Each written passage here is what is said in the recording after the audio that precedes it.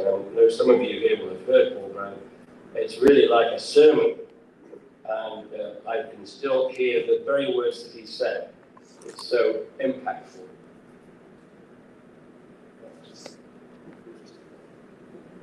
You better come and stay here. It's back. Gentlemen who've got problems, they won't move. So it was a pleasure to meet Paul Brand, and of course he opened the hospital in Carigiri, and it was he that showed that leprosy left it. Ah, thank you. You better stay.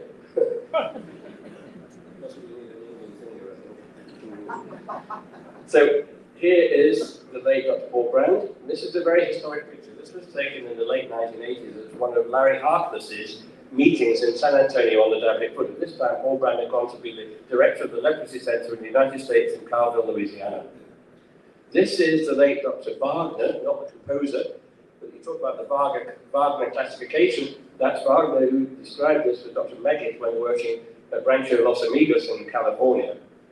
This is the late Roger Pecoraro, who described pathways to amputations. This is Lee Sanders, the first podiatrist ever to be president of the American Diabetes Association. Marv Levin, who had the big textbook, one of the first textbooks on the diabetic foot from St. Louis. And there's Larry Harkless. He's the only one that hasn't changed in this slide. Still looks just the same, he just still sounds the same as well. Gail Reiber, the epidemiologist who worked with Roger Pecoraro. This is Paul Brand. And that's the danger of working in the field. That was me 40 years ago. It is moving now. This is 20 years ago. Dr. Paul Brand introduced me when I gave a lecture at the American Podiatric Medical Association in Seattle, where he lived. And it was a pleasure to meet him on many occasions and have him speak at this meeting. And that's Dr. David Armstrong, who was much younger there, before just after he'd done his PhD with me in Manchester.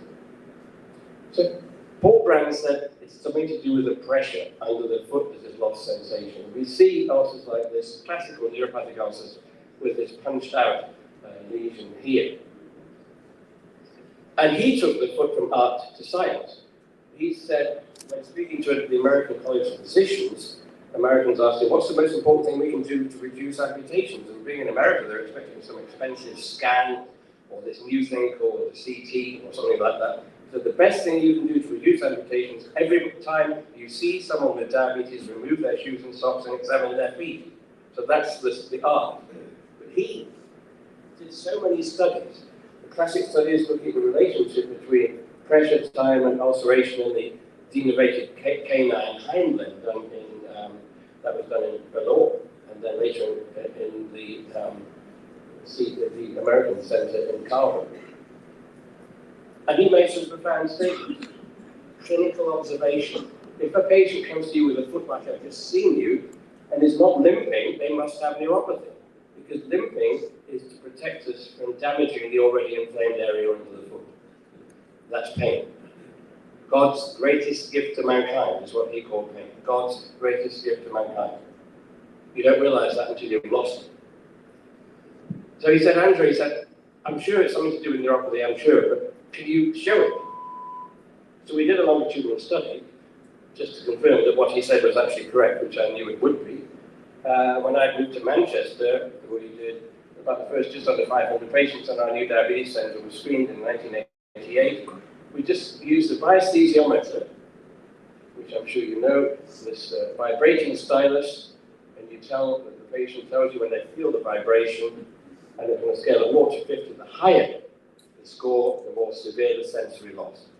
And we just gave these patients education and followed them for 5 years, and we confirmed that, of course, Paul Brand was right. This is the people with definite neuropathy, the vibration perception over 25.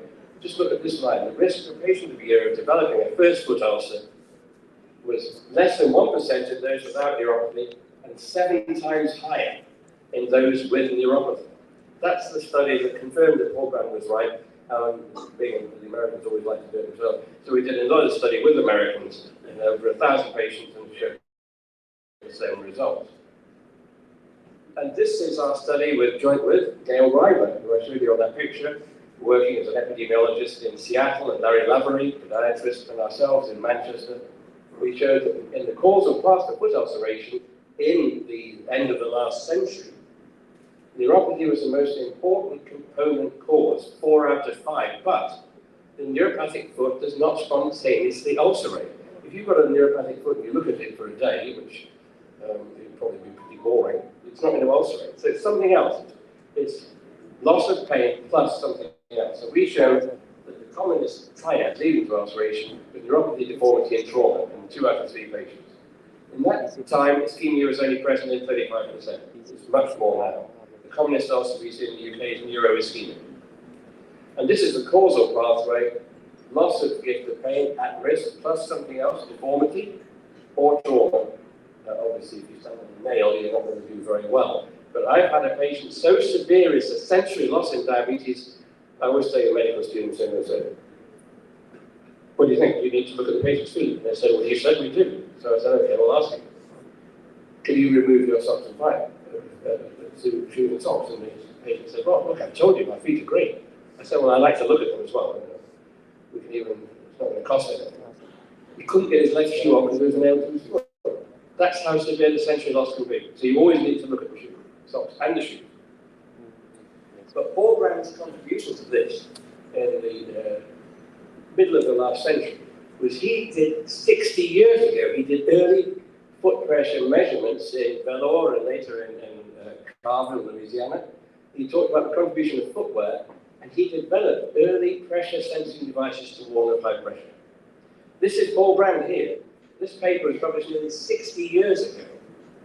And he had simple transducers here, with little wires coming out, and he showed that pressure is the critical quantity that determines the harm done by the force. And he developed a very sort of auto feedback. He had this wiring. If the pressure came too high, the patient carried a bell on his back, and the wire would make the bell ring. Then he would stop or rest. But we've got a bit further than that now. We did a whole host of studies, which are part of my PhD thesis in Sheffield, and later I continued in Manchester. And this summarizes 10 years of work. High foot pressure associated with first and recurrent ulcers. Foot pressure abnormalities occur early. High foot pressures predict ulcers in the high-risk foot. That was Aris Bevis, who was my research fellow. He's now a professor at Harvard, so he's done pretty well. Plantar callus is associated with high foot pressure, and removal of callus reduces it. Then we thought, well, we can't use an expensive Peter barograph on every patient. And I went to the meeting in the the Indian Institute of Technology in Madras, now Chennai, lovely, beautiful deer running around in a park. And we had this meeting on kinesiology in 1985 of the foot in diabetes and leprosy, and I presented some of this work. But they used the Harris map. The Harris map was rather inky fingers because it leaked ink.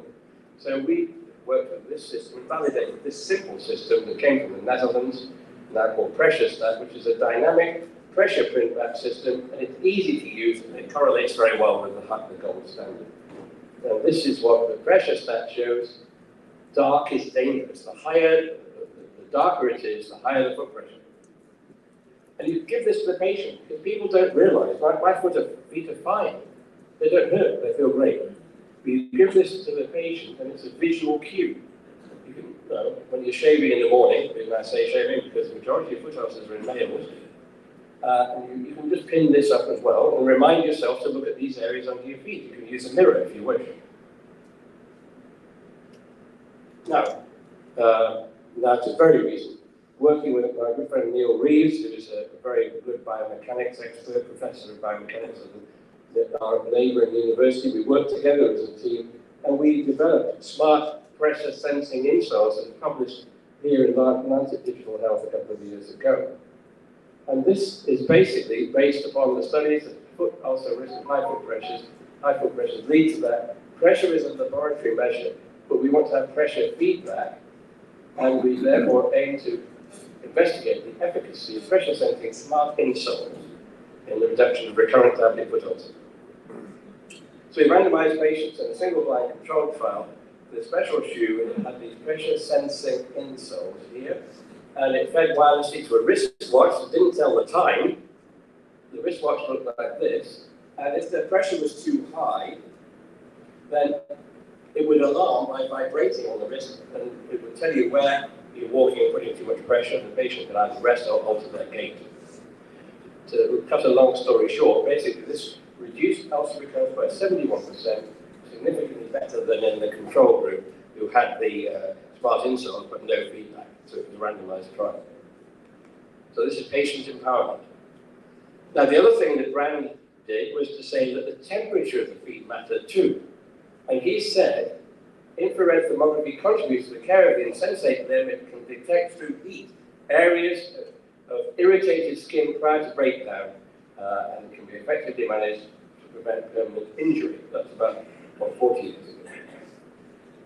So this is one of his patients, somebody probably lying on a surgical ward with insensitive feet, nobody's turned the patient, and this is a pre-ulcerative lesion, but he showed that this is inflamed, and therefore the foot heats up before it breaks down. So the next question was, can we stop, identify at this stage, to stop the ulcer from developing? So the answer is, and Larry Lavery in the randomized controlled trial showed that self-temperature monitoring and the patient then rests if the temperature is too high, reduces recurrent ulcers. So we've got smart technologies now that are available that can look at the foot temperature. Here's a bath mat type that feeds straight back to wireless techniques to the patient and the patient's carer.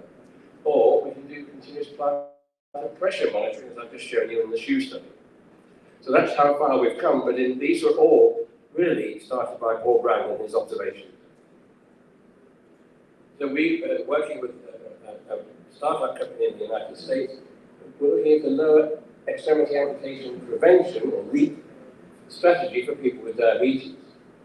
And this is the TempStat, which is a device that the patient just sits down and puts their feet on there, and it feeds back the temperature, can identify a warm area. But that's we're moving forward from that. And we're working now because we know that several studies have shown that foot temperature predicts risk of ulcers. So we don't tell the patients their plans, we show them their results by using modern technology and an app that can feed back to their cell phone, or I should say mobile phone. And of course, they can then see the picture of the feet that's just being picked up. So we're extending the comprehensive diabetic foot exam using InFocus, which is the app, and Envision, which is this. This is the modern TempStat that has a scanner that will print out the picture, but also feed it to your cell phone, so the patient can see any hot areas under the feet and act upon it or seek help. But this can also be fed to the patient's podiatrist or foot care specialist. So we've come a long way in 40 years, so I'll leave you with this thought because it's still so important. We've got all this smart technology, but you still need to examine the patient and take a history, as I hope I've convinced you. This is Professor Lindsay, who was Professor of Medicine at the University of Belfast in Northern Ireland about 100 years ago. And he wrote a book of aphorisms, and all the medical students had to buy it, which is extraordinary, but he probably hadn't got a private practice, so he needed some extra income, I don't know. And one of his aphorisms is this. He said, one mistake made for not knowing, 10 mistakes. 10 mistakes are made for not looking. That's the most important message that Brand taught me, and I hope that I can spread the gospel. And Vijay and colleagues, and the fantastic job you've done in screening so many feet. And that's a wonderful job. We look forward to these data. I fear it's going to be bad news. There's going to be a lot of loss of protective sensation.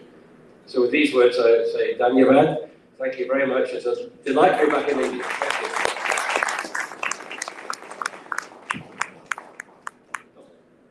I think we just witnessed a brilliant presentation from Professor Andrew Bolton. I'm sure there may be some questions, so if there are any, we can have some quick comments or questions.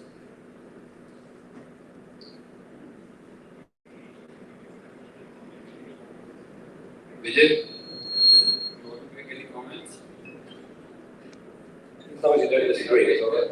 Right?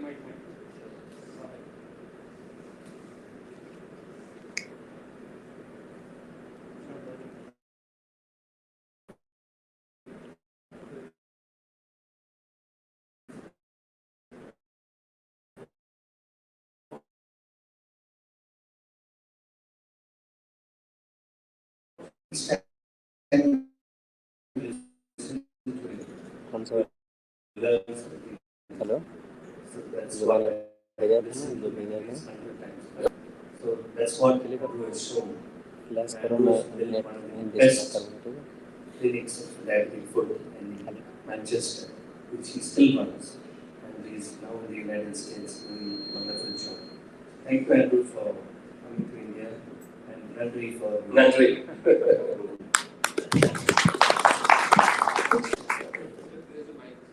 So right.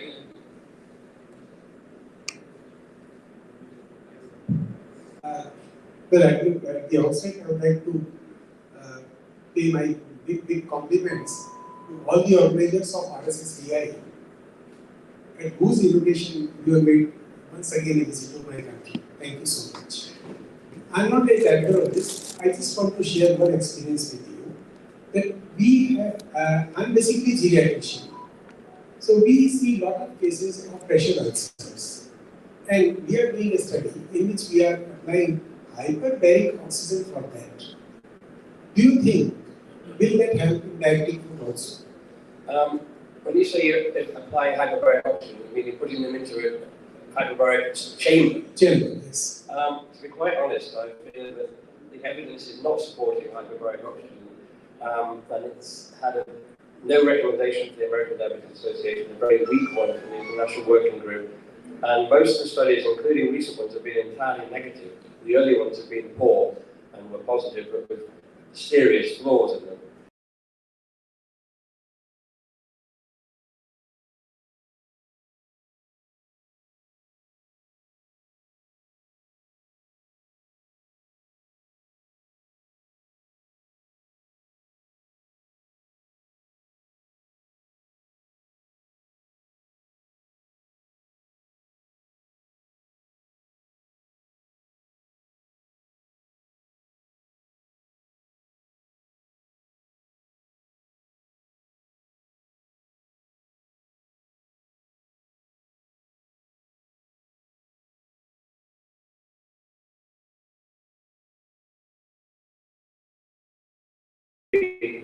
Five meta-analyses now that support that. But sadly, hyperbaric oxygen is very expensive.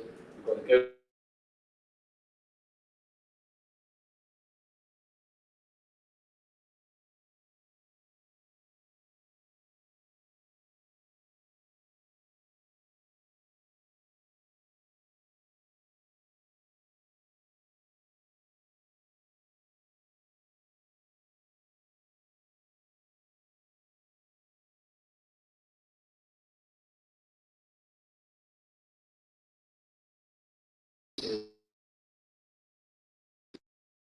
for quite a while ago. There have been many trials and there's been injected steroids, tight control, and everybody just seems to do miraculously well. But I fear there will never be any evidence base for this, and there's going to be a lot of anecdote. And I suspect that that's probably the case for most of them. I saw someone get very much better with continuous insulin infusion. This is probably just coincidental, I don't know. I can't imagine why it should. So, one quick question. See, you have also pioneered 2 minutes examination. You know, the most important thing is to look at the foot every time, to do a basic clinical examination, and the mainstay of treatment being very basic things like offering, treating infection, taking care of, you know, all the things. In a country like India, where majority of the population lives in, you know, areas where these advanced facilities are not available, how effectively can we treat diabetic foot? Looking at the basic, you know, investing basic examination, basic treatments. I think that the one thing we would say is the examination to identify the high-risk foot needs no expensive equipment at all. It needs nothing that needs a power supply. It needs eyes and perhaps a tuning fork, a monofilament on your own finger, the Ipswich touch test. You know, most of my nurses have 10 fingers, and you know, you can test the sensation. It doesn't cost anything. The health providers love that. It doesn't cost anything. So you can use simple tests to really identify. But I was just thinking, the most important VIP is a very important person, but it also tells you what you should do for the diabetic foot ulcer. We'll hear that you see to VIP. V is vascular supply, and okay, that's going to be expensive, angioplasty, but simple things like cholesterol control, stopping smoking, and so on. So if you can help the circulation, eye is infection, you treat that aggressively, you don't need expensive antibiotics. Broad spectrum oral antibiotics work just as well as intravenous. There's far too much intravenous antibiotic usage, and there was the Aviva study in osteomyelitis, oral versus intravenous antibiotic provider. It was in the New England Journal of Medicine from my colleagues across the UK in bone infection units. They randomized patients to IV antibiotics for osteomyelitis or oral, no difference in outcome. So you don't need it. That's not, IV is expensive. I mean, when I go to my patients admitted in the hospital with under general medicine, they come in with a foot infection.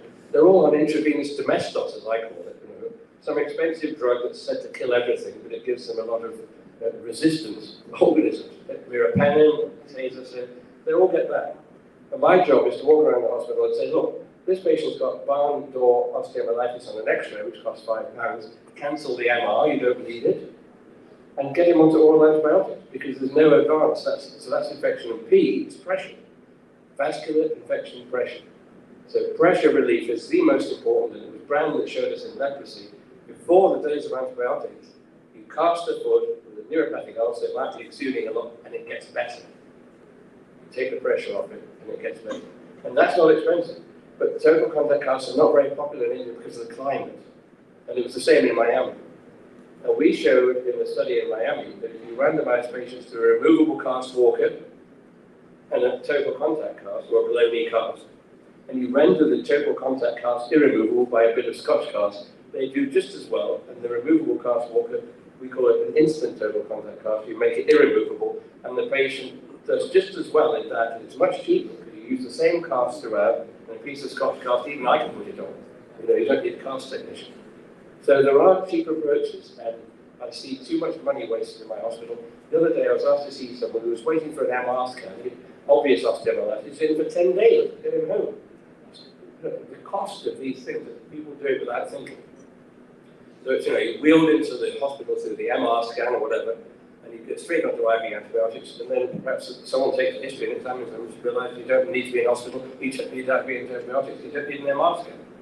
So it's sad to see that evidence-based medicine and good clinical practice is fading. It's very sad for me because I'm talking to the patient and examining is the most important thing. So I think that's a great message for all of us that even in settings where we don't have very advanced facilities, we can do a very good job with the diagnosis and management of diabetic foot. We don't need advanced things like hyperbaric chambers or anything. We can still manage patients and do a very good job and prevent amputation. Yeah. So with that, give a big hand to Professor Andrew Bolton.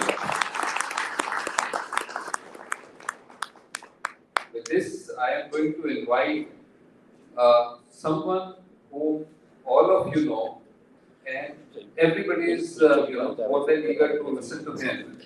None other than Dr. V. Mohan from Chennai. So Dr. V. Mohan, though he doesn't need any introduction, Dr. Mohan is Padma Shri awardee.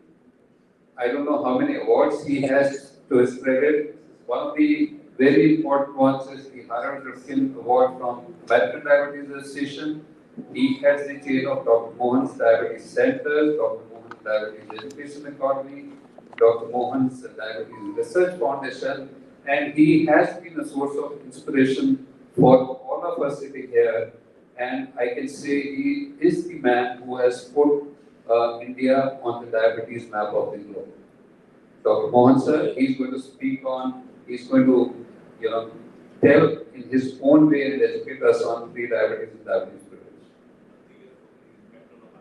And he is a pattern of RSS. Thank you. Thank you, Dr. Mukhtar, and thank you, Dr. Vanshi Sabu. It's quite funny, isn't it? The two Harold Rifkin awardees in the same room sitting next to each other now. How common would that be? Anyway, so beautiful event and very nostalgic. 50 years of RSSDI, I think, is a historic event. And Andrew, I'm sure you know that RSSDI is the second largest diabetes association in the world after the IDF is probably bigger, I don't know, but commonly.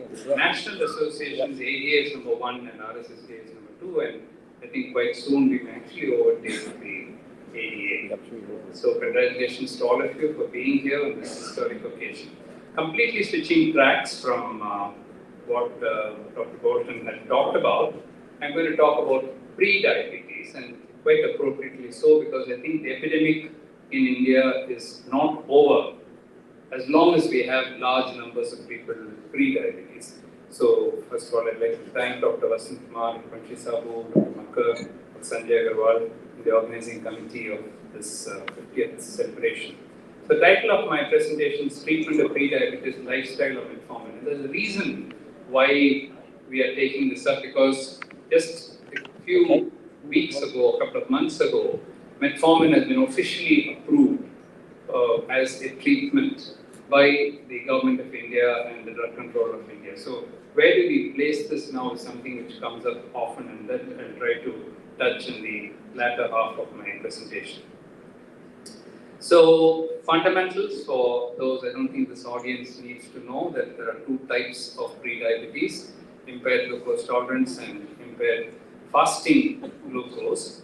And this is the only difference actually between the American Diabetes Association and the WHO, because the cut point for impaired fasting glucose is 100 milligrams in the ADA, whereas it's 110 in the WHO. I'm not sure whether Andrew was part of the WHO meeting you were there. I think George Alberti was there. The 9 of us met. WHO actually, after the ADA announced that they're reducing the cut point to 100 milligrams, WHO was a bit concerned that probably you'll have too many people brought under the net of pre-diabetes. So for 3 days we met in Geneva. I was representing Asia, and 9 of us sat down together, and we had only one discussion for 3 days, 100 or 110. That's it. For 3 days we debated it.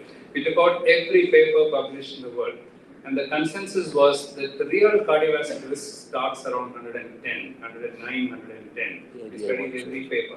So we felt that lowering it to 100 will make about 40% of people in the world pre-diabetic, which is just too much. And then it doesn't have that much of implications. So that's the only difference between ADA and WHO. But if you look at IGT, there's no difference. It's the same, 140 to 199, although the ADA doesn't recommend doing the DTT at all. So that's another difference between the ADA and the WHO.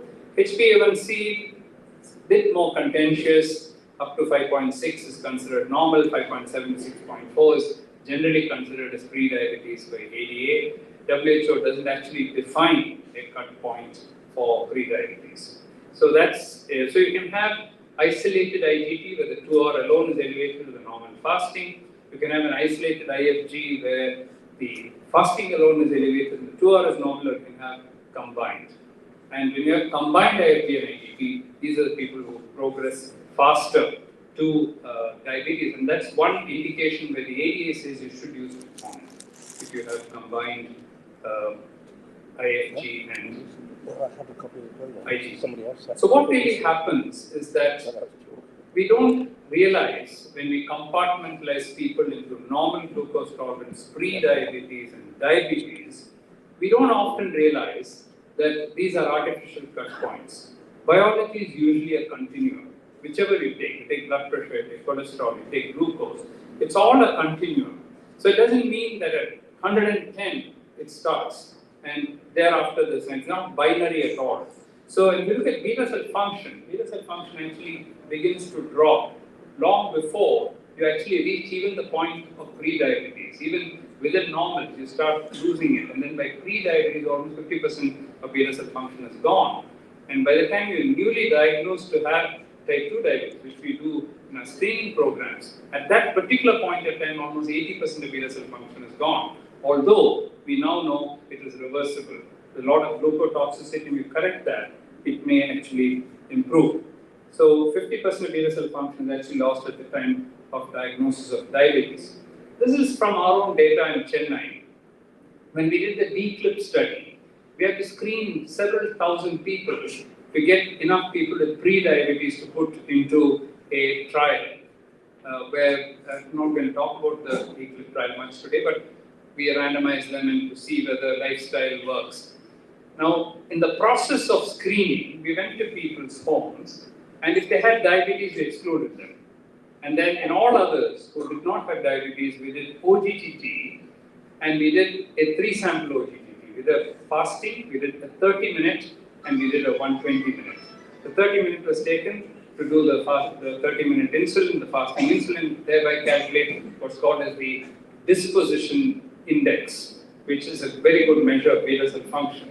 So this is the disposition index shown here. These are people who screened to have, when screened, they've had normal glucose tolerance. That means the fasting was normal, the 2 hours was normal. And that's the disposition index in these people shown in yellow. Now, by the time you come to a person who has impaired fasting glucose or IGT, you can see that there's already a drop in the beta cell function. And if you have combined IGT and IFG, still further drop. And that's why they seem to progress faster. And these are screen positive or detected people with diabetes. In other words, they said they didn't have diabetes, but when we did a GTT, they had diabetes. And at that time, that's the beta cell function that you see in them. So what we think is somebody who's just diagnosed to have diabetes is actually quite late in the natural history of type 2 diabetes. What's shown in red is insulin resistance or HOMA-IR, and you can see that's also increasing in people with pre-diabetes and further increasing when you have diabetes. So both defects are going on at the same time, and it's because of this insulin resistance which is increasing that metformin comes in. We'll come to that later. Now, do we have data on how many people have pre-diabetes in India?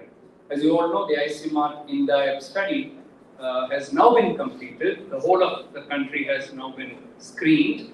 In fact, one paper just coming out, just came out in same Lancet Diabetes, where we will put shortly published now, where we looked at all the 30 states in India and the union territories and reported on the level of the diabetes control in the whole country.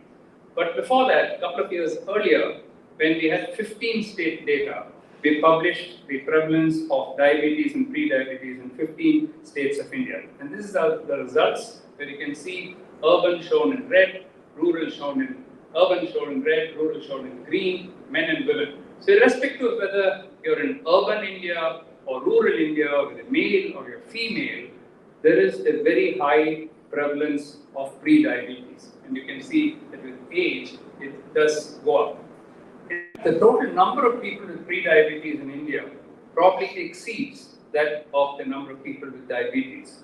We talk about 74 million people having diabetes, but the number with pre-diabetes is actually 80 million.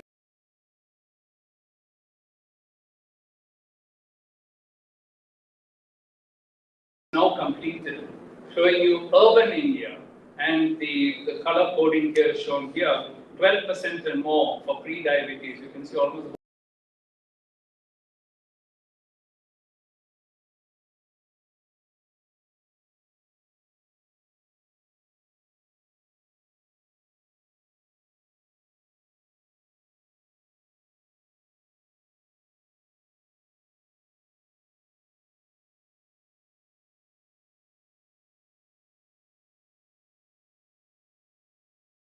where the diabetes rates are very high, the pre-diabetes rates may not be so high because the conversion is occurring much faster.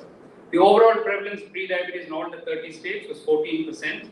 It varied from 6% in Mizoram to 32% in Sikkim. Can you believe that? 32% of the whole state of Sikkim having pre-diabetes.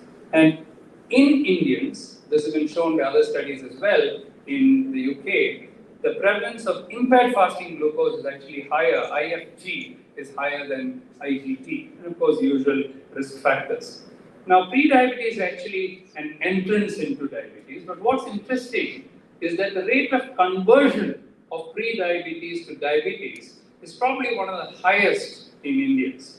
This data comes from the Chennai Urban Rural Epidemiological Study, where the 10-year follow-up, where we looked at the conversion of people with pre-diabetes to diabetes. So we did the original study in 2001 to 2003, and 10 years later, we went back to those who had normal glucose tolerance and those with pre-diabetes, repeated the OGTTs again, and calculated the incidence of diabetes and pre-diabetes as a rate per 1,000 person years of follow-up.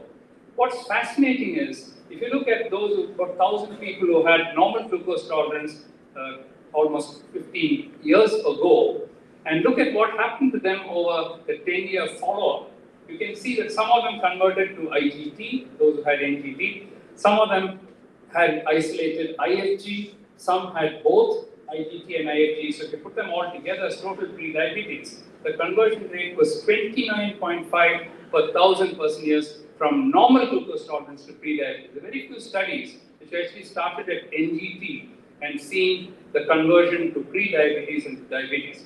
What is even more worrying is that during the same period of 10 years, from normal glucose tolerance, 209 individuals had developed diabetes. That means the conversion rate from normal glucose tolerance to diabetes was 22 per 1,000 person years. So what happened to them? They already zoomed through the stage of pre-diabetes and already landed in diabetes. Now, if you look at pre-diabetes itself and look at what is the conversion rate to diabetes, here are 5 studies to compare: the Danish, the Nehru study, the Strong Heart study, and our study, and then the Pima Indian study. So for a moment, I was very happy that we are in second place as far as conversion is concerned, and the Pima Indians are doing much worse. But then look at the BMI of the Pima Indians. It's close to 33, whereas the BMI is 25.8 in the people whom we study. So at this lower BMI, we almost have the same conversion rate as the Pima Indians. We do a simple statistical calculation and make their BMI into ours or our BMI into theirs, we are far ahead of them. So we have, in fact, the fastest conversion from pre-diabetes to diabetes that has ever been reported in the world, which is very worrying, because that means all these people, 80 million people with pre-diabetes, are going to very quickly develop diabetes. This has also been confirmed. It's not just our studies. Here is Naveed Sattar and Gill from the UK reporting on the rate of conversion of pre-diabetes in the South Asians in the UK compared to the white Europeans shown in blue.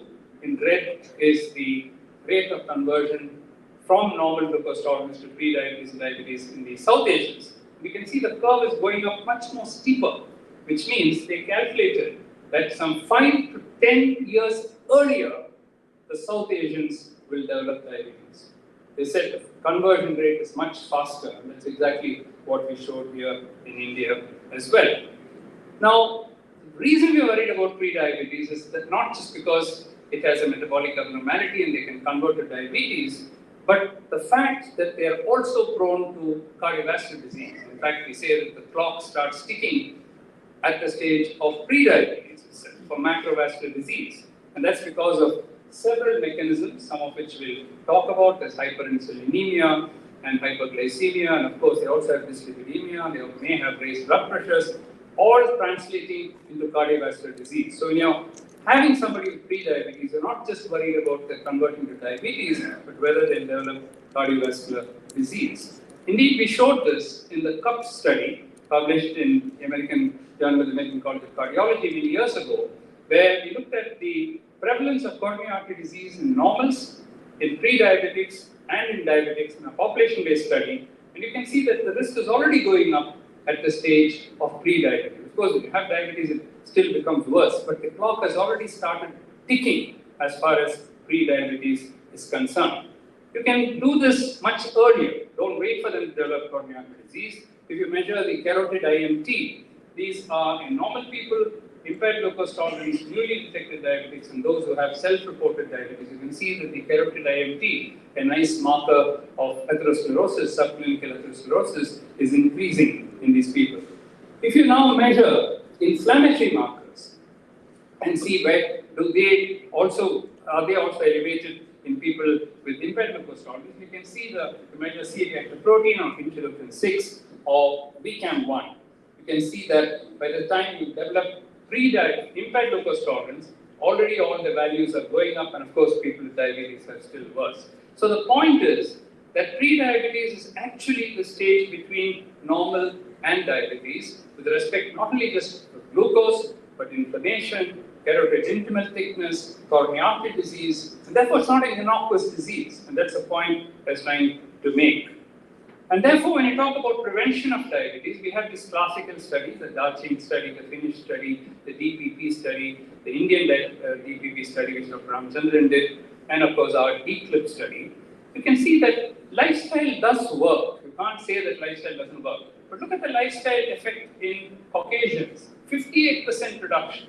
And look at the Indian studies, 28% in Ramachandran's study and 32%. So we are not able to prevent the diabetes, even with lifestyle. The same lifestyle which they are able to do, with almost 60% they are able to prevent, we are only able to get half. And that's because of this more rapid conversion of the South Asians to diabetes, even with the prevention, even without the lifestyle that you do. And therefore, if you look at the pharmacological management now, where do you position them? According to the American Diabetic Association, there are agents which lower the diabetes risk, and metformin, alpha-glucosidase inhibitors, liraglutide, pioglitazone, insulin have all been used, and natiglenide has also been used. Metformin in pre-diabetes is not new because it has been used in various trials, including the DPP, the Indian DPP, and we used it in DCLIP as a step-up. The difference between the Indian Diabetes Prevention Program and the Diabetes Prevention Program and the DCLIP was we went a step further. They used it either lifestyle or metformin. We said we'll try lifestyle first. If it doesn't work, as a step up, we will then add metformin and then see what happens. So it has been used by different groups, and here is the DPP results showing that when you randomize to metformin 850 milligrams BD, there's an average 2.1 kg weight loss. This is the DCLIP study where we used metformin as a stepwise prevention. You try lifestyle, doesn't work, then you add metformin. And this is the results where you can show that there is a considerable, that 32% of people we could prevent from developing diabetes, but this 32% was those who had impaired glucose tolerance. In the group which had IFG, only 12%, in spite of using metformin, in spite of using lifestyle, in spite of intensive lifestyle, with diet, exercise, and metformin added, people with IFG are still converting. Therefore, we're now designing a trial. What do we do with people with IFG to prevent it? Those studies have just started. This is Ramachandran's IDPP program, where he showed that even a lower dose of metformin is sufficient. 500 milligrams BD, he was able to get good results, as good as lifestyle to prevent. The American Diabetic Association says that metformin therapy for prevention of diabetes, type 2 diabetes, should be considered in those with pre-diabetes, especially if the BMI is more than 35, if age is more than 60, women with prior history of gestational diabetes. What do the other guidelines say regarding use of metformin? The Canadian Diabetic Association says that implement lifestyle intervention. Metformin may reduce the risk of type 2 diabetes in subjects with IGT. So again, they've said IGT. The IDF says use metformin from 250 to 850 milligrams, where lifestyle intervention is insufficiently effective in reducing body weight and improving glucose tolerance. And the WHO has said the results of the DPP, including metformin, can be used. So all the associations have actually recommended the use of metformin. As I just mentioned, a couple of months ago, the DCGI has officially approved the treatment. It's very interesting because when I posted this, I was the first to post it in social media. So some people said, so do you mean to say we're using this unofficially all these days? I have been already using it. I have pre-diabetes already been using it. So I said, well, it's official now, it's off-label before that. So here are other drugs which have been used in the Stop Middle trial. Acarbose was used, Voglibose has been used. So I'm just going to end by showing you two case scenarios and suggest to you that there are certain situations with pre-diabetes where we can consider the use of metformin. Consider this first person, 55 years old, both parents have diabetes, sedentary, waist is 102. The Indian Diabetes Risk Score shows a very high risk score. The blood sugar is 115 and the 2-hour is 195. Remember, 200 is diabetes, so it's 195. So in this kind of individual, just using lifestyle may not be sufficient. They're already bordering on diabetes. This would be the person where you would consider metformin. The other hand, a younger person, family history not so strong, there is some exercise the person is performing, the waist is not very high, the risk score is low, and look at the blood sugars, the 2-hour value is just above 140. That means they just entered into the pre-diabetes state. Probably for this individual, you may not use metformin, you probably use lifestyle alone. So the pathway from pre-diabetes to diabetes gives you a lot of opportunity to introduce healthy diet, weight reduction for obese, increasing physical activity. But as I told you, and confirmed by the studies in the UK, the progression to diabetes is too fast in our population. Therefore, I don't think we should hesitate to use metformin if indicated.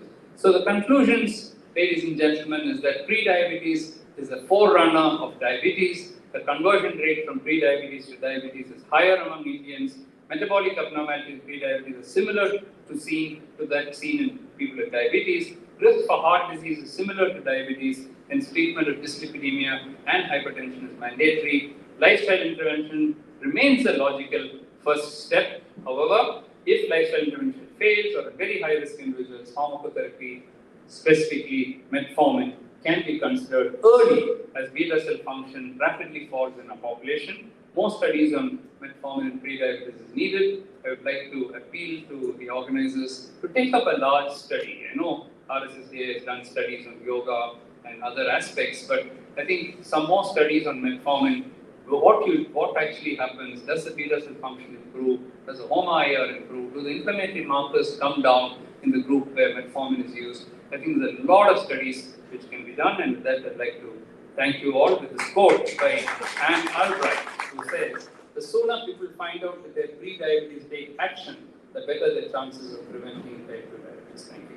Thank you, sir. Thank you. Wonderful remark. Just to inform that we have full gathering from all the states across the country. Most of the state chapter chair and secretary are there. And executive member of RSSDA and many executive member of the state chapters are also there. I invite questions, comment. Yes, officer. Yes, doctor. Thank you, Dr. Kumar. I'm asking this question because the limitations of lifestyle management unable to handle and deal with large proportion of preventing of pre-diabetes. I was just asking you, in very simple words, eating right and exercising well are the components of lifestyle management. Would you consider some other components like de-stressing, number one, sleeping full, number two, and going to the health checkup earlier? That could also be a part of lifestyle. No doubt at all.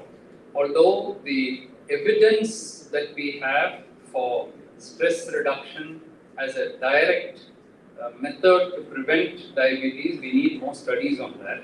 But it definitely gets included in a healthy lifestyle, because unless you sleep properly, your sleep rhythm, circadian rhythm is one of the important causes for all metabolic abnormalities, including diabetes. So goes without saying that when you have lifestyle, it's not just diet and exercise, but also stress reduction, pranayama, yoga, and sleep. All these automatically come into that. But the problem is that despite all this, there is still that progression which we are seeing, perhaps because we have the phenotype to rapidly lose beta cell function, especially the thin people who don't have much weight to lose. They are the people who, the SID variety, they are the ones who seem to zoom through to diabetes. So, if necessary, drug treatment can also be considered. Dr. Suresh. Yes. Congratulations, sir. Once again, a wonderful talk.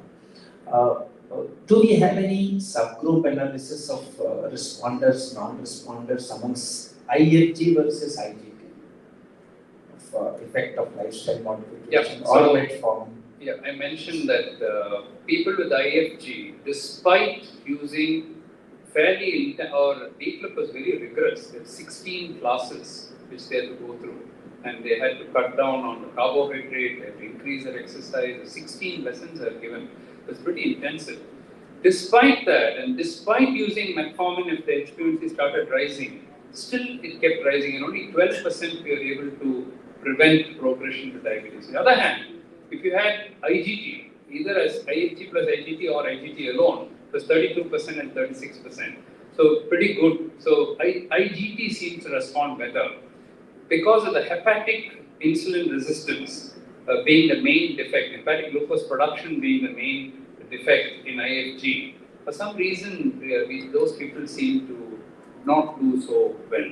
My concern was that other studies or whatever we have, other global trials, maybe TPP, They did not. have they got this? They did not include IFG at all. They only include IGT. The only other study which had included IFG was the Kerala study by Dr. Tangappan, the Kerala Diabetes Prevention Program. They got the same results as us.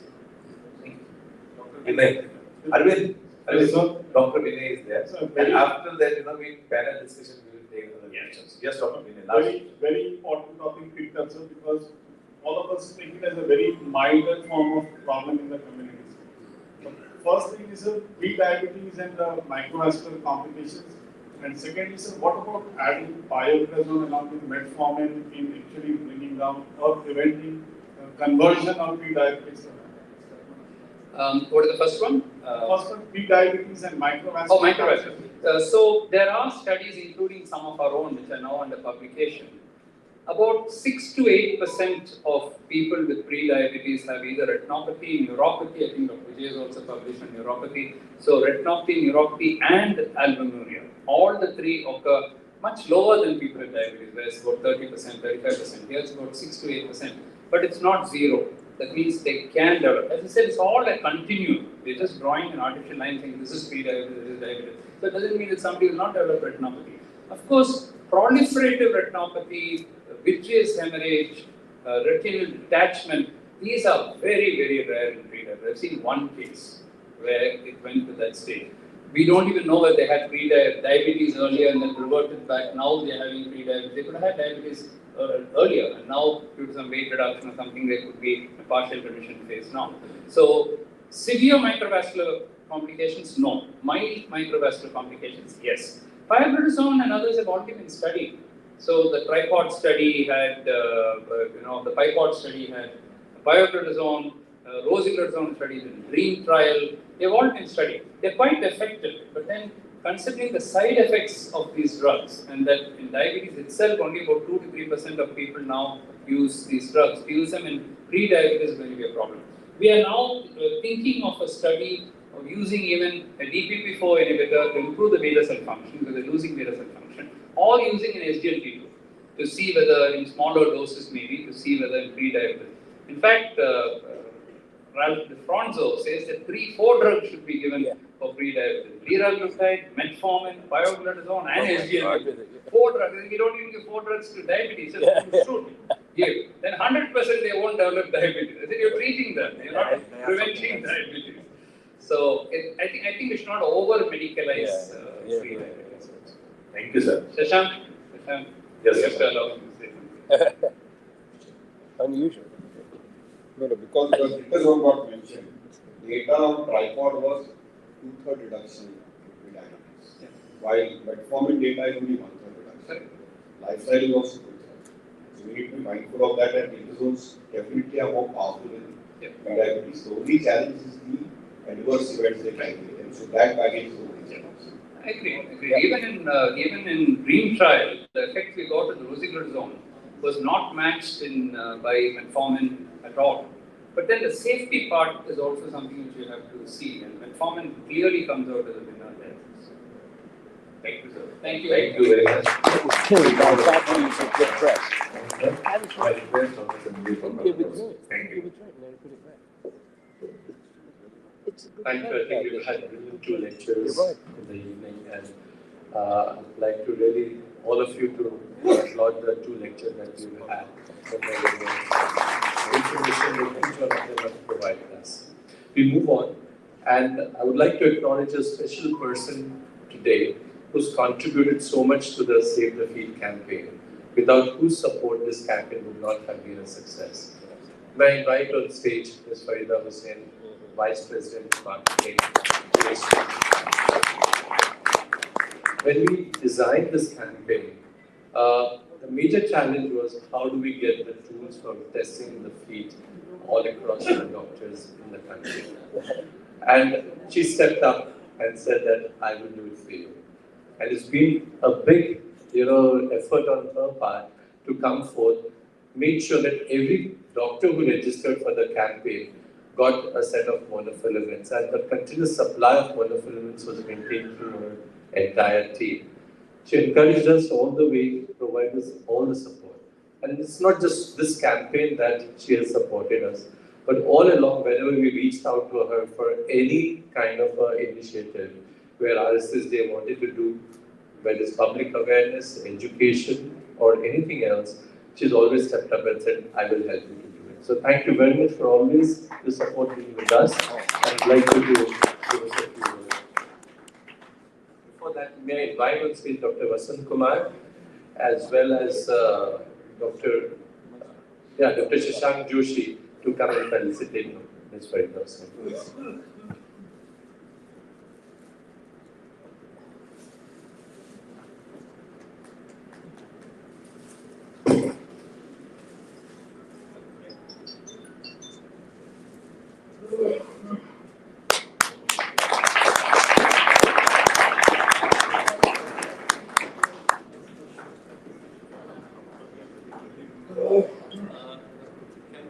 Entire USV team to come over here and be part of this.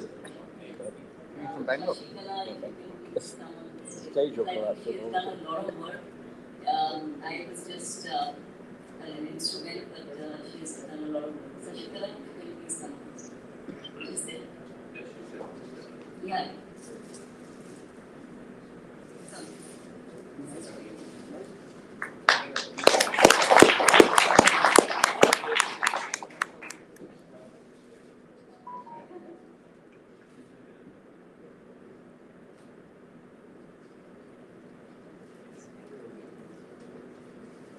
So, I think good evening, respected Professor Andrew Bolton, Dr. Vasant Kumar, Dr. Mankar, Dr. Bansi Sabu, Dr. Sanjay Agarwal, Dr. Mohan, Dr. Shashank Joshi, and all the organizing committee members of RSSDI and the August gathering from the city of Delhi. I just want to spend a few minutes with you, and before I start, on the behalf of USV, our profound gratitude to each and every one of you, your family, for being an integral part of our journey in our aim to partner to ensure better patient care so that India is recognized as a healthcare capital and not the disease capital of the world. I was very nostalgic about this 50 years of RSSDI because I'm sure that right from the inception, USV has been partnering with RSSDI. I have been with USP for the last 30 years, and I definitely know last 30 years we have been partnering with RSSDI in all their efforts and initiatives. In these 61 years, thank you for your support, because out of every fifth prescription, 1 out of every 5th prescription in diabetes contains USP-OAD molecule, and we are also the leaders in cardiology by prescriptions. In fact, the world over, we make metformin raw material, and 1/6 of the world's requirements of metformin is supplied by USP. And our presence is not only in India but in 75 countries. On this 75th occasion of our Independence Day, we are very proud of our heritage. Our founder, Dr. Vitthal Balakrishna Gandhi, was the founder member of the first parliament in our country. So you can see over here, it was a very integral part, along with Dr. Pandit Jawaharlal Nehru, where they made the Constitution of India, first Constitution of India. In fact, because of their work, 2 streets in Mumbai, business locality, are named after our founders. One after Dr. Vitthal Gandhi and one after his son, Mr. Arvind Vitthal Gandhi. We believe that knowing is not enough, we must apply. Wishing is not enough, we must do. And as Mahatma Gandhi said, if you want to see the change, be the change. And we are definitely aware of the challenges in our country for disease awareness, screening, diagnosis, education, research, as well as capacity building. And as Professor Dr. Mohan said that, we have been participating in research, and currently we are doing a research with him on cluster management, with different various agents. And in fact, the IDPP, Indian Diabetes Prevention Program, was also solely funded by us in 2006. And I think the fruits we are seeing now, when the government of India has given a clearance for, for management of pre-diabetes. I would just like to take a few words on the work that we do in the areas of awareness and education.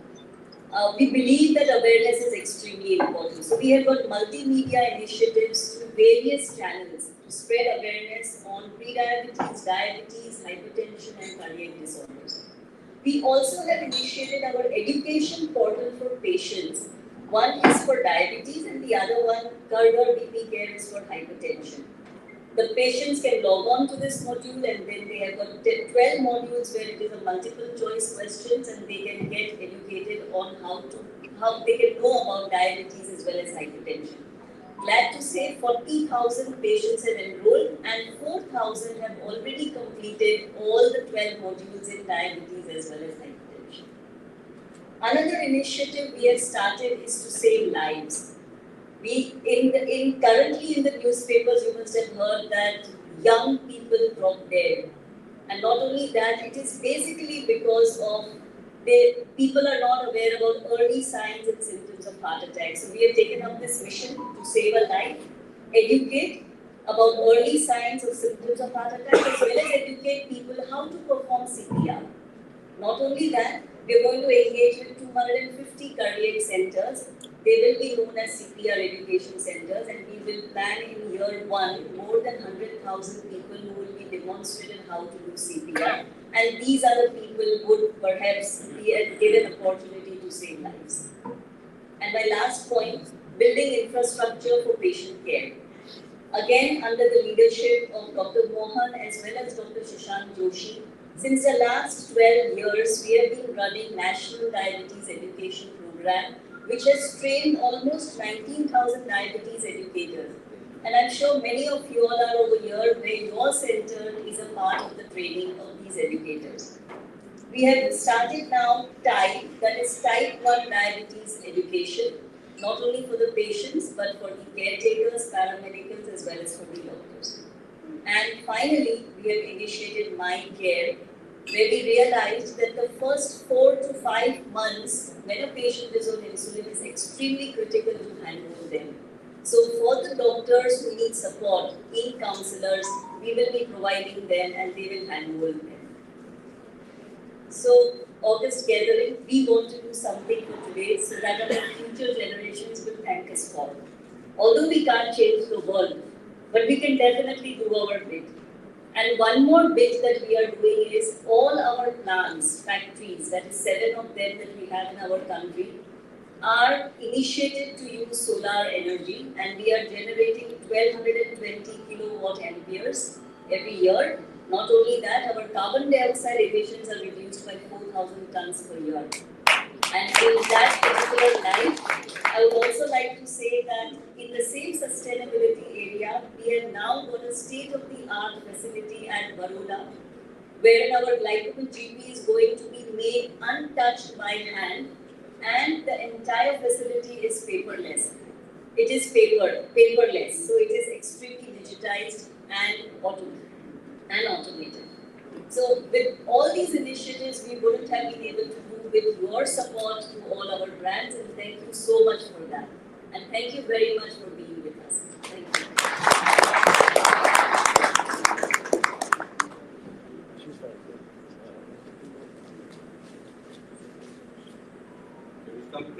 Thank you very much, Farida, and we look forward to continued support from you always for our initiatives. We come to a very interesting part of the program. That's the panel discussion, and I would like to invite Dr. Vasant Kumar. I'd like to invite our panelists, Dr. A.K. Das, Dr. Shashank Joshi, Dr. Sunil Gupta, Dr. Anuj Maheshwari, Dr. Brij Matkar, and Dr. Bansi Sabu. Please come up. No. You've spoken enough. Yeah. Sincerely. Restaurant. I'll ask Dr. Vasant Kumar to start the program. Thank you, Sanjay. I think it's wonderful to see many of our colleagues across the country.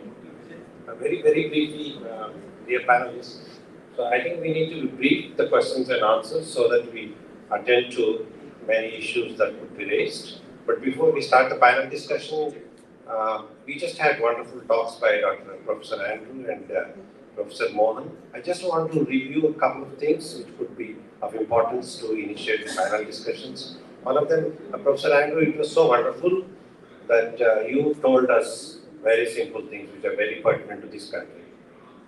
Just look at your feet carefully. Most of the time, you don't even need to remove the shoes because unfortunately, many of our especially rural patients won't wear anything. So just we need to carefully use our both eyes. And sometimes we need to respect a guy like me and look at them very properly. Maybe touch the feet if at all required.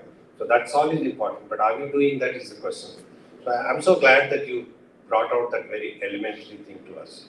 And second thing is what Professor Mohan said is about now we understand. Looks like pre-diabetes is not the same. Even yesterday Shashank was telling. Just as diabetes is not the same. Type 2 diabetes, so-called type 2 diabetes in this country. Professor Mohan's his own cluster analysis did show that, we have almost 40% of Indian diabetics have significant beta cell dysfunction, with or without insulin resistance.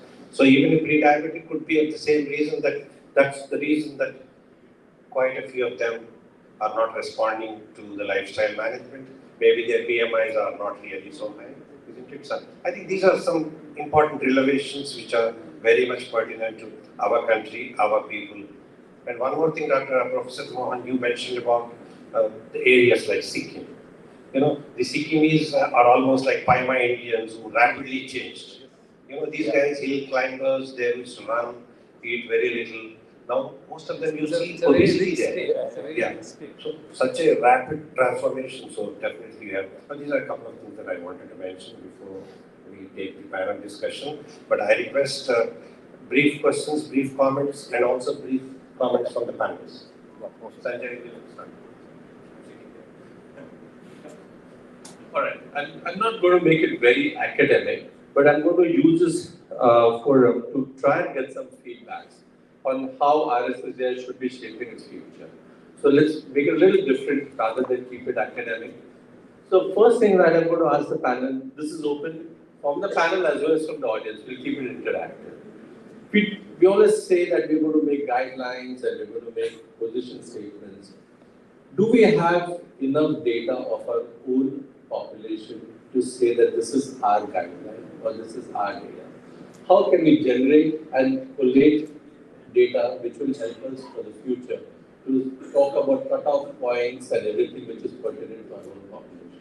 So I'm going to open this discussion up first to the panel, then to some of the people in the audience to give us some feedback about it. Yes, Anish, please go ahead. I think you asked a very important question. First of all, we should not use the word guideline because guideline is the only way not to be followed. And therefore, globally, the word which is now being replacing the word guideline is recommendations. We can only at best recommend or advise. You are absolutely right. But unless and until we have a high quality of evidence for any particular suggestion, I think pushing this is not an important thing. But I think we need to have a construct. And I must go back to the idea of almost a couple of years back, where they made a template for each geography in this country. If you just follow that template, you can have geography-specific recommendations based on not just evidence, but also availability, accessibility, and availability. I think when recommendations are made, we should be mindful of what is minimally required and what can be comprehensively done. And I don't think we should just be blindly following ADA's so-called recommendations. Even their word guideline has been dropped, but they use the word recommendations. That's my initial part. Somebody else? Yeah, I think versus answer is absolutely true. I just want to say a different scenario. It's a catch-22 Sanjay. I think there will generate evidence.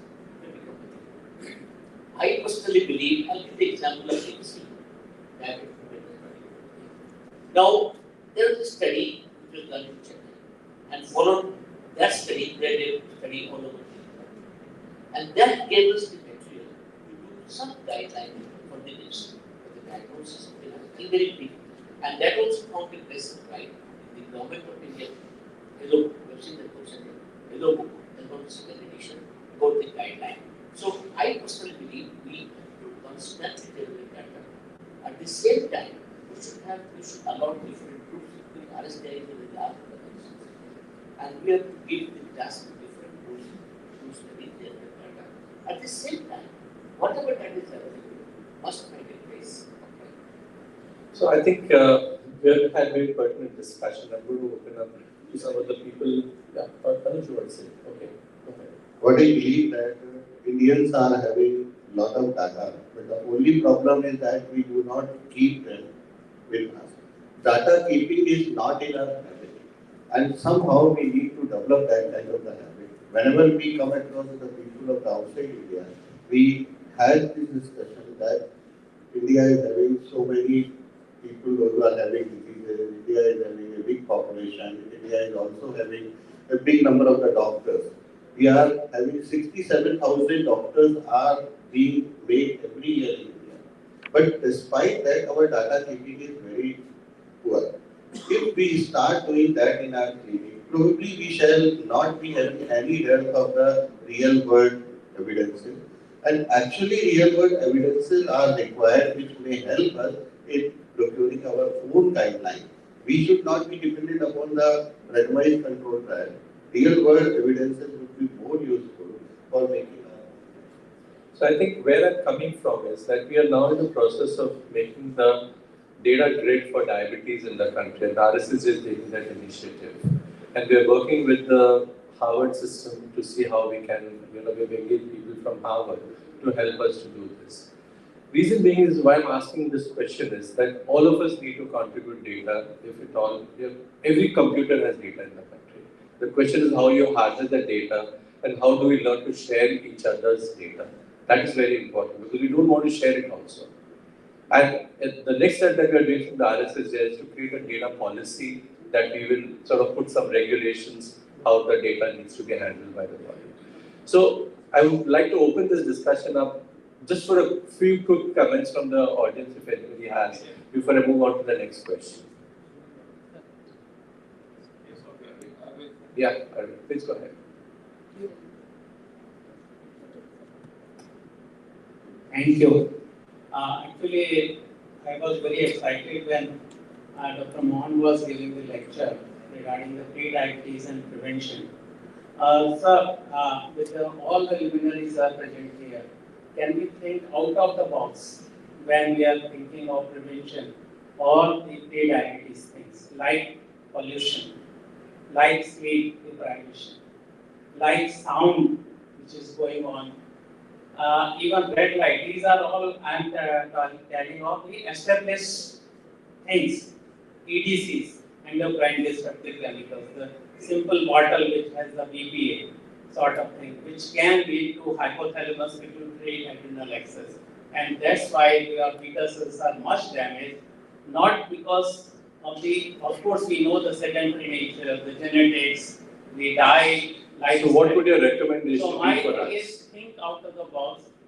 All RSSDI luminaries are there. We can think of these out of box causes and then we think of prevention. Anybody else would like to make a very brief comment? Yes, Dr. Professor Vinod Kumar.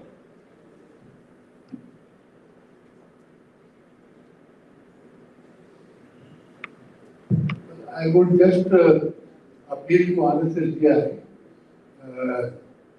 to realize that in our country, 33% of the population is below poverty line, another 33% of the population is above poverty line, and remaining are upper middle class and top 4-5% are middle and elite class.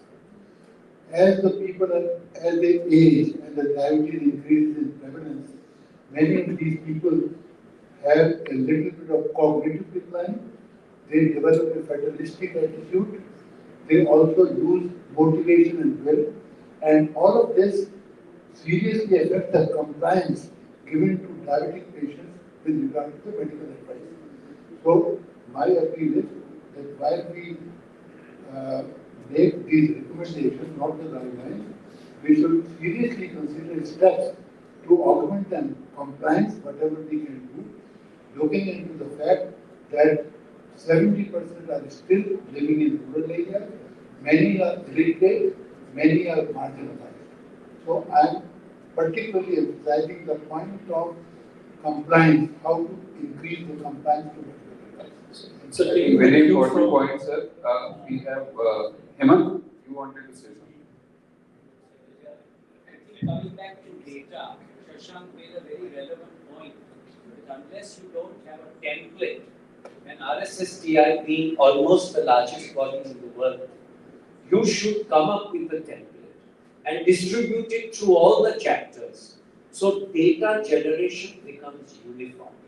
And once you have real world data, then you can look into this 70% compliance. Then you can generate some more out of the box points. But you must get hardcore, systematic, uniform across the country. Each one cannot give his own template. It has to be a followed template and nobody can divert from the template. I think if RSSDI gives this dictate, collection of data would be. That's what we are doing at the moment, and that's in the process. Yeah. Okay. Sir, Dr. Arvind Gupta raised a very valid point. I am also making the same point that RSSDI is still the time, because last 5 years, it is more than 1,000 research work is there, and every day the things are improving in that way that this persistent organic pollutant is correlated with the new onset of diabetes, even the incidence of prevalence of type 1 diabetes is increasing, and that cannot be explained only by the diet and the exercise. So now the time has come that RSSDI must come in front. You must have some guideline on that, and there are things that are happening how to prevent with these all organic pollutants, noise is one way, air pollution is the other way, but the most important is the persistent organic pollutants. We don't have research on that in India. Suppose in my practice every day, 20 years, 25 years, or 30 years, people are coming from a very rural area. They are taking plenty of this exercise. And also their diet is quite good, low calorie, still coming with 400, 500 sugar. We cannot explain why. We need to look at pollutants as very important. Yeah. Okay, I'm going to move on to Just very brief, because then move on. In your discussion, please also address what is the privacy. Like, how do you define That's why the data privacy policy when is being made. we do the healthcare sharing of the data? So if you define privacy, I think that will So be that's what very we'll include in the data policy, which has already been drafted. We'll shortly circulate it to everybody to have a look at it.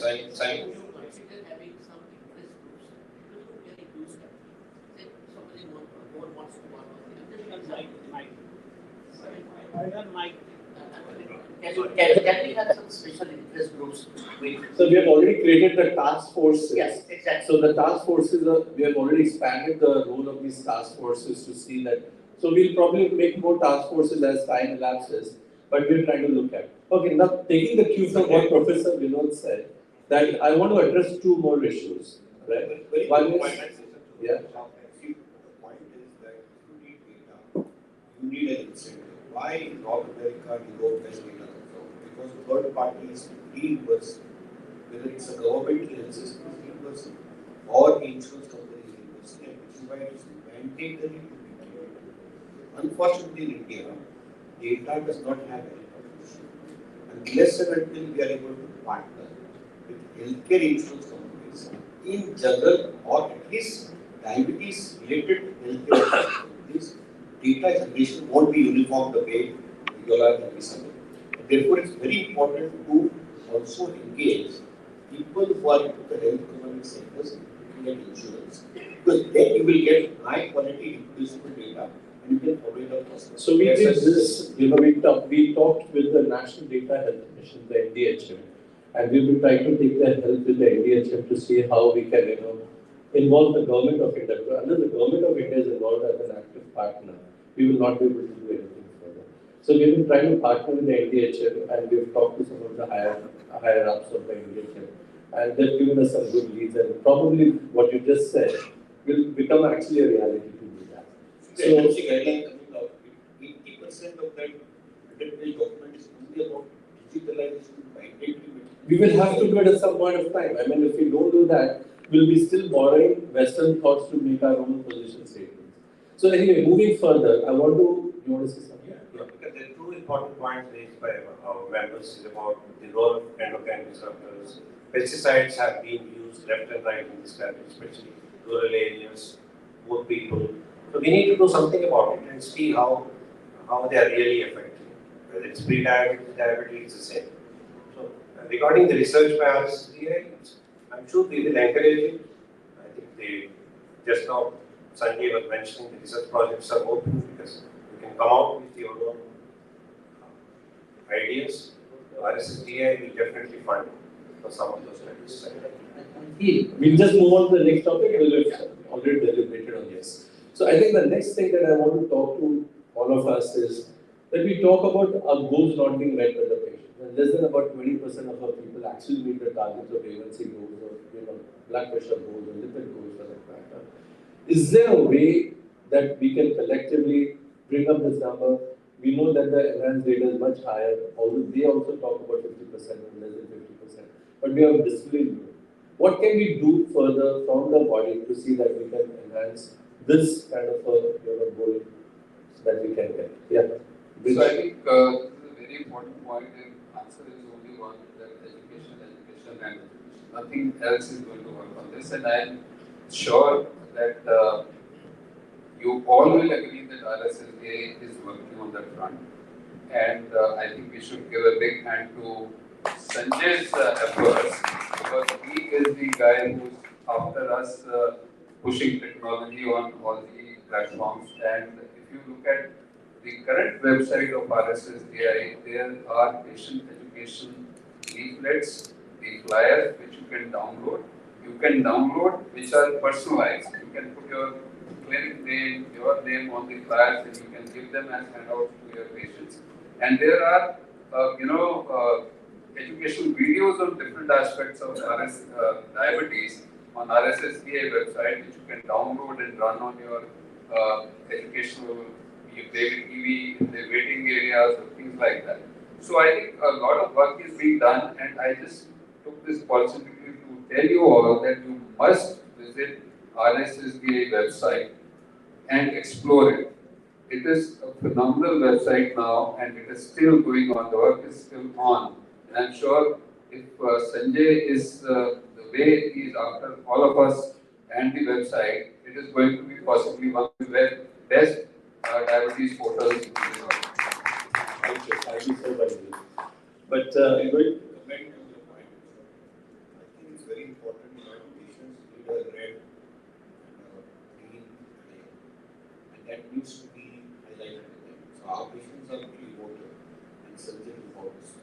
But unless you say that your numbers bad and you need to do better, they will not be able to make the transfer. Sashank, the point is that we've been talking about education, we've talked about all these aspects, but it hasn't changed the numbers. So we have to do something beyond that, and that's why I'm reaching out to all of you. And I would like somebody in the back also, because everybody in the back is quiet.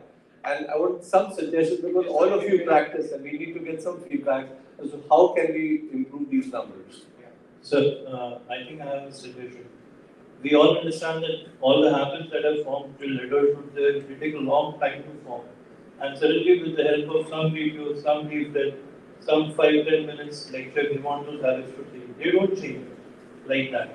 So probably we can use the help of some neurologists, because it is a very intricate process, the change that we want to bring in about. So maybe we can have some sort of structured programs all over the country with the help of our doctors. Let us make some centers like in 10 to 20 in Delhi and in other cities, where doctors, we train them how to bring about the behavior change in people. It is not going to happen in 1 day, 2 days, but in few lectures. So maybe we can make up some such programs and use our, disseminate them in our doctors and let them implement, and this could be a very good study also.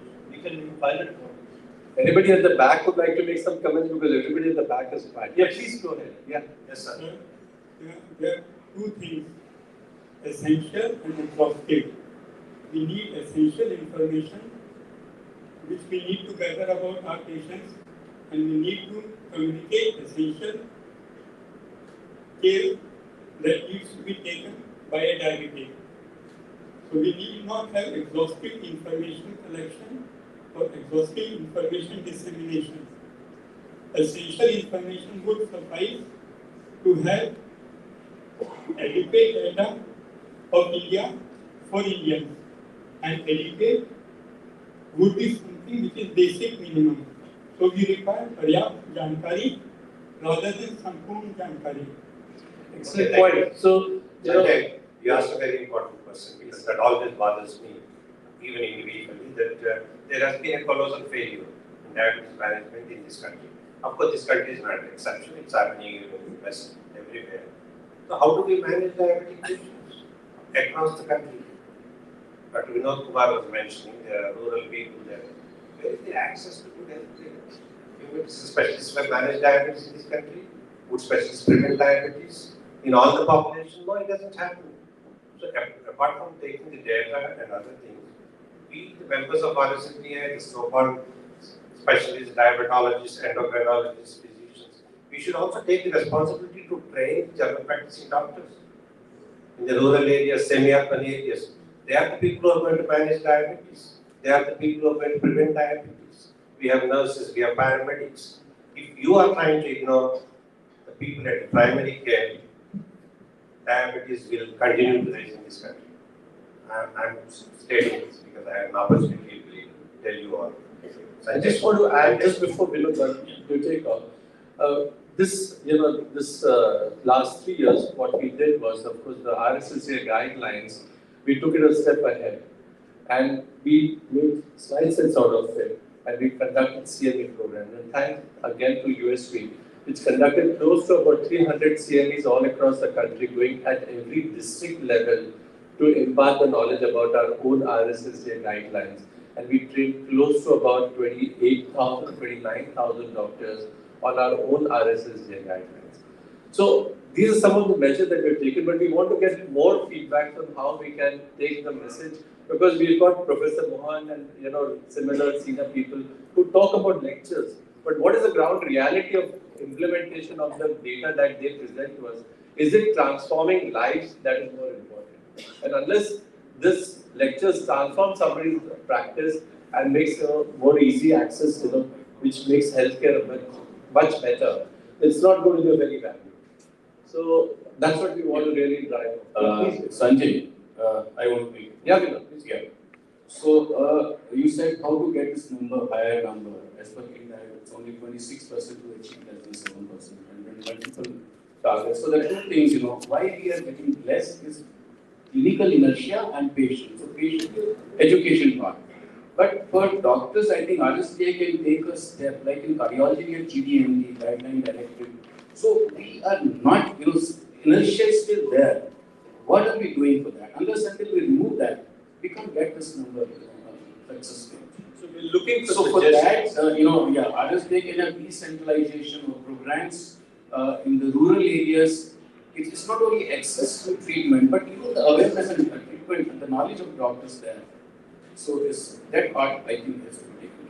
Anybody else could I think the concept. Then I have just one small word. Is it working? Hello? Yeah. Yes. Hello. Dr. Golden, would you like to say? Yes. Yeah, this is not working either.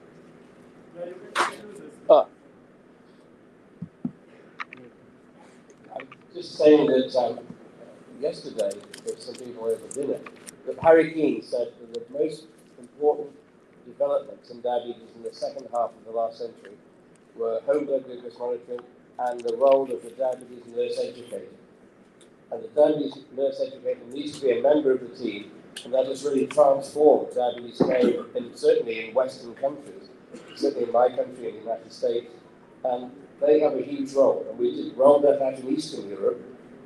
I was in charge of postgraduate education for diabetes soon after the end of the Soviet Union. We went across the Warsaw Pact countries, Ukraine, sadly in trouble now, Georgia, and we would go in, and the hospital managers would be there, and they would clap the hands, and the nurse would run in with tea and vodka. Now, I then took a Danish nurse with me who was very forceful, and she grabbed hold of the manager and said, "No, you get the tea and vodka, the nurse is more important." And I think that is the most important development in the West, is really promoting the role of the nurse to be an equal member of the team. A bit like communism, we're all equal, but some are more equal than others. But the nurse should be at the top of the tree, because they can help in rural districts. They're not expensive, and they're a fantastic resource. Vinay's been waiting for a while. One very small suggestion, little out of the way. If we, what Shashank said, if we can create 3 flags, red, yellow, green, to the diabetes, I'm sure we'll have, now we have so much opportunity. I'm sure we'll have a difference. And I did this practically. When I give my echo report, I created these 3 flags into the echo report, and my patients come to me after 6 months from converting from red into green. Just create these 3 flags. I'm into the red, I'm into the green, I'm into the yellow. It will make a hell lot of difference, because then you are empowering the patient to understand what he's got. Yeah, Vinay, would you like? Oh, please. Just a quick point. And who actually is presidential member? First thing he did is the World Diabetes Day. Diabetes months of recognizing. When we went first time and probably the last time before COVID struck us. And even WHO then recognized it. It's very critical that we get nurses on equal platform, because in the Western world, nurses virtually manage diabetes. Yep. It's only the complex diabetes which is managed by the complicated because of adverse insurance. And that's really the thing. And that's why it's a very, very good thing that we really need to change those numbers. The reason I said about the signaling is it makes some difference. Because there are mandates. See, right now there is a Delhi of mask. Nobody is wearing a mask. It's human behavior. I like what the youngster said. But unless we make a disruptive mindset change, we are not going to change. Last comment. One thing which I feel clinical practice is we need to tell people regarding the difference of acute care versus chronic care model. We need to tell our physicians and GPs that this is a chronic care model in the management of diabetes. It's just not like one time bringing down the blood sugar and forget it. So this is what is happening at the level in the periphery and in the rural world. So treat diabetes for one time, blood sugar is less, and then you are okay, you are fine, and forget it. This is what is happening in most of the places. Even the patient says, my blood sugar was okay, so I stopped medicine. I thought my sugar will go less, and so just stop everything. So compliance and adherence is one thing which is actually preventing the HbA1c targets to be there in most of our patients in this like that.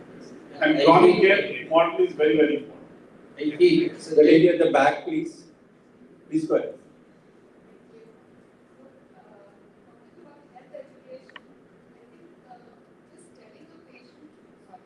Just telling the patient and educating them sometimes quite often doesn't work.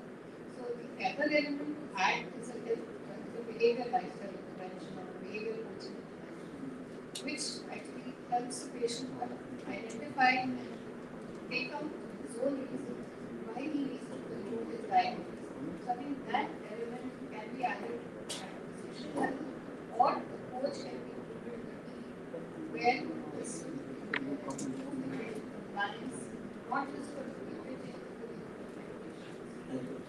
So I think, okay, Jay, the last comment. Actually, the most important challenge in India is the doctor-patient ratio. But already Professor Shashank has told, doctor sees 100 plus patients in a clinic, doesn't have time to educate, to talk about hypoglycemia, care, complications. So only solution is to have nurse educators or a team who will talk to the patients as per the requirement. And rightly suggested, except the critical issues, the educator or the counselor should take over the awareness part very seriously. That's what we need in India. All right, since we've run out of time, I'm just going to come back to the panel and I'm going to go right round and ask each one of you, if you have to change one thing about diabetes in this country, what would you like to do? Starting with Bridge. Start walking, that's a nice one. Unsafe. Eat less. Okay. No, I mean, you have to, how are you going to do that? You're going to make sure. Yes, that's why we're speaking short, 2 words. One. Template, up-based, direction way. So, Vasant, you can't skip it.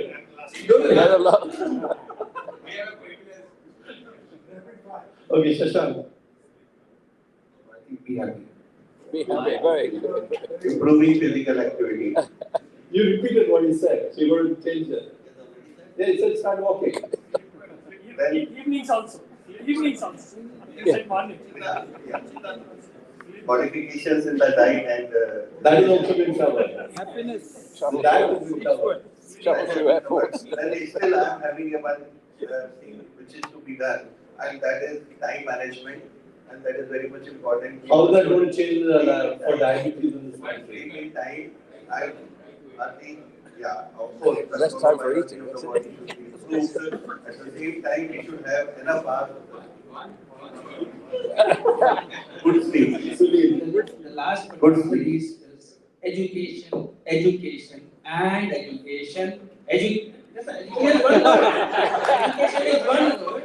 3 times. Education. I'm not allowed to speak. Let me speak. Education at all the levels. We have to start education for not only, we are what last 1 year we have done is, we have started, RSS has started now, we have educated our people, say 28,000 physicians, that's one thing we have done. Now we have done educators program, that is, we have now. Got the microphone. After this nice. So we have started now, RSSDI or one word. So we are creating now educators. We are doing now nurse education program, Dr. Andrew Bolton, just to share with you. We are doing since last 7 years. We are the 7th year of education program in nurses in our city. But that's what everyone has to follow. Up till now, unfortunately, the educators are being created from the nutritionists. So most of the nutritionists have completed this CDC course, certified diabetes educators. But now we have to take over not only nurses, but also pharmacists. They can be the best educator at the retail counter. They can also. So finally, education is. You have to stop now because you're not out of time. Stop. Last word, stop diabetes. Dr. Vasant Kumar, as a president, what would be your comment for everybody? Let's realize that we haven't done enough. We need to do more. Thank you very much. I think that needs a round of applause. We've run out of time, but I think it's been an excellent introspection of what we need to do for the future and where RSSDI should be heading for the next 50 years. And this should be our sort of goal for the 50th year celebration. All your suggestions are always welcome to us. We would love to have feedbacks, suggestions, comments, ideas, and we would support each one of them. So thank you very much for being with us today. It's been a pleasure. Be happy. Don't eat, be happy. Thank you very much. Just before 1 minute, last announcement, very, very important. Tomorrow at 9 a.m., we are going to have our celebration program, 50th year of Golden Jubilee celebration of RSSDI at Jawaharlal Nehru Auditorium at All India Institute of Medical Science. Those who are staying here, please come for breakfast between 7 to 8. We will start sharp between 8 to 8:30 to go to All India Institute of Medical Science. We have enough cars here. We will be waiting here. And those who are coming from RSSDI Delhi chapter, please reach by 9 a.m. at Jawaharlal Nehru Auditorium, All India Institute of Medical Science. With this, thank you. Please join us for dinner. Been to AIMS? No, I haven't. No, it'll be good. Yeah. Key thing is something. remember the whole look. It's a very big feedback. I should write memoir. Yeah.